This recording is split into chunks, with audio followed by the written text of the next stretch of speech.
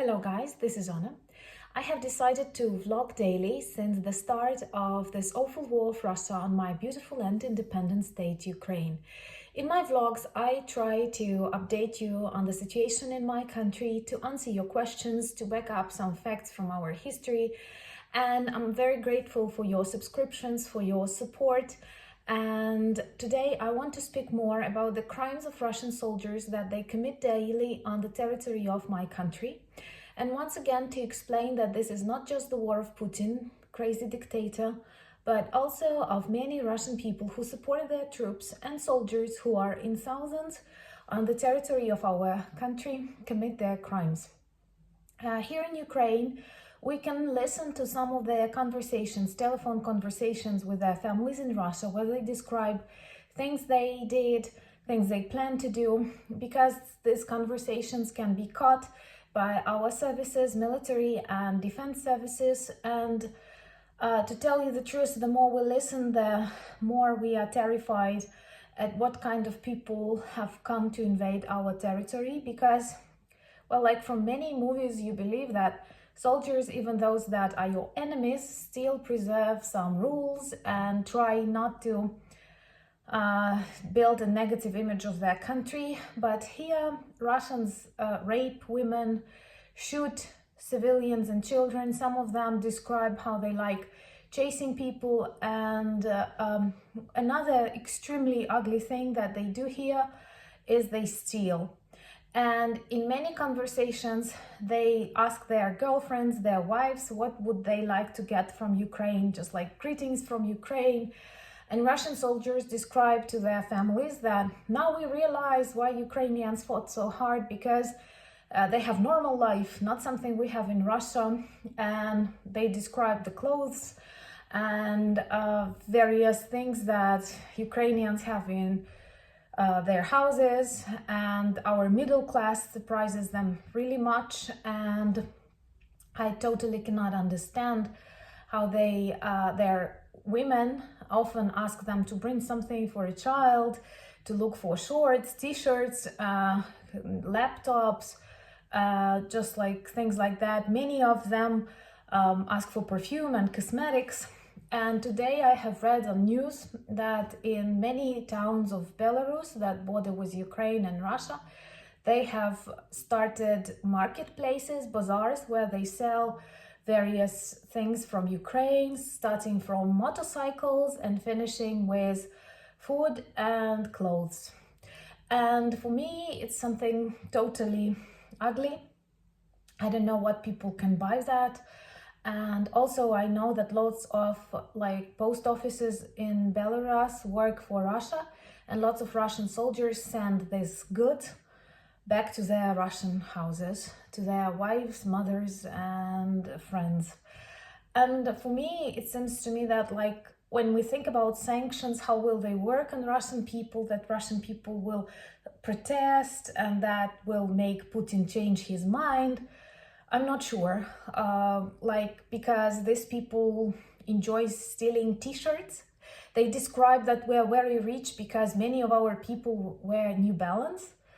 And I think it's very difficult to make such people suffer from sanctions, because like they don't have access to normal life and they won't notice that changes.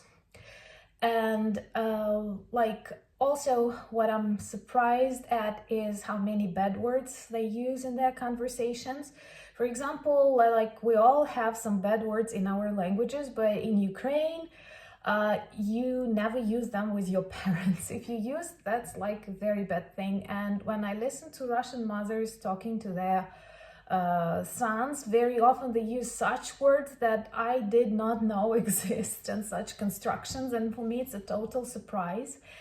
And even when these captured Russian soldiers call their families, very often we have these official videos and recordings. Very often they describe negative actions of Russian troops in Ukraine. Their parents and their friends deny, say that, well, it's a pity that you are so bad politically prepared, and I'm very sorry for you. In Ukraine, we even have a joke like that an imprisoned Russian soldier calls his mom and tells her he was captured, And he says, no, don't lie to me, because on television they told me I don't have a son. And it's very typical. Some of you commented to me that many Ukrainians have relatives in Russia and in other post-Soviet countries. It is true. But another thing, that many of them stopped communicating, because when Ukrainian relatives, especially from those Kharkiv, Chernihiv, call their Russian friends or relatives, their Russian friends or relatives deny the fact that something bad is happening on the territory of Ukraine. When they send them videos and pictures, they say, these are NATO provocations, you have become zombied, and so on. So it is, I even personally know one man whose mother is in Russia, and he spent a week in the bomb shelters in Kharkiv, and she did not believe him. And I think that personally for him, that was even a bigger tragedy than spending a week hiding from bombs. But personally, I am very surprised at the quality of these conversations, at the topics they discuss. Even when these Russian soldiers say it's difficult for them, Russia has forgotten about them, or many of them are dead by now, their women answer things like, okay, well, after you return, you will go to a psychologist. And he says, the psychologist may not help me. And she says, well, you will forget about that.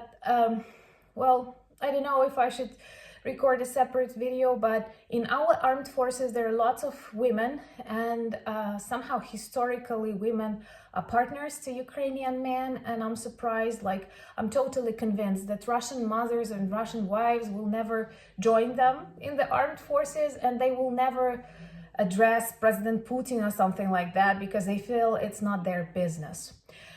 And I'm sure you have heard about Russian soldiers who were in Chernobyl and on the atomic station, and recently they have left that territory, and the hotel that stood close to the territory of Chernobyl, because you know it was in the last decade, it was quite a popular touristic destination. They have stolen everything, including forks and spoons and knives.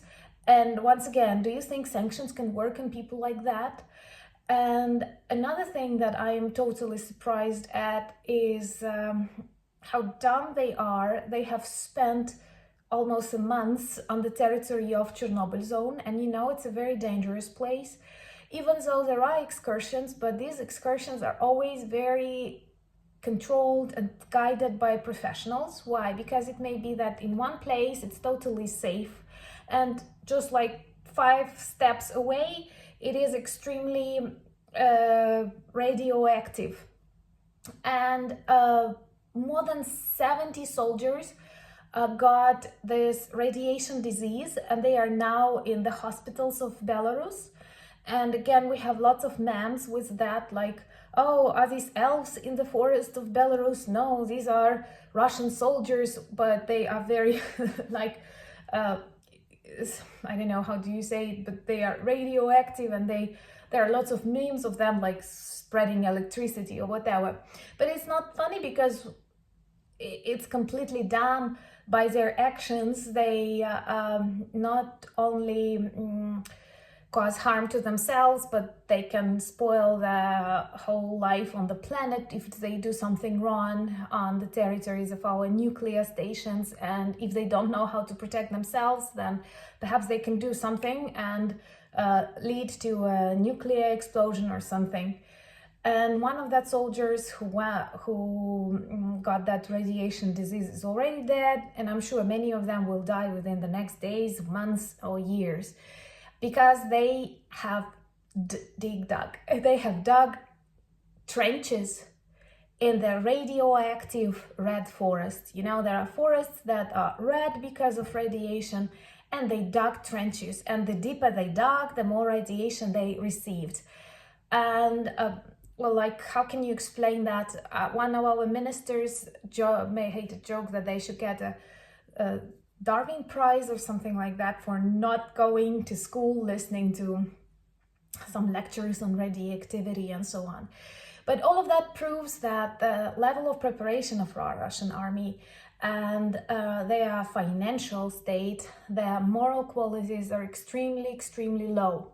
I personally feel very sorry that you don't have much access to these conversations. Some of our activists translate them into English so that you can hear the level of this conversation, what questions they arise. And now that many of Ukrainian cities are back under Ukrainian control, especially around our capital, definitely it is an important victory for our armed forces, but at the same time these cities and towns and villages are very dangerous because they use this, Russian troops, they use this tactics of burnt land, or how do you call it? They mine everything. They mine kindergartens, they mine doors to the houses. And for example, in Bucha, there are lots of civilians shot that are on the streets and lots of mines everywhere. And it will take days and months to make these territories normal again, for acceptable for living.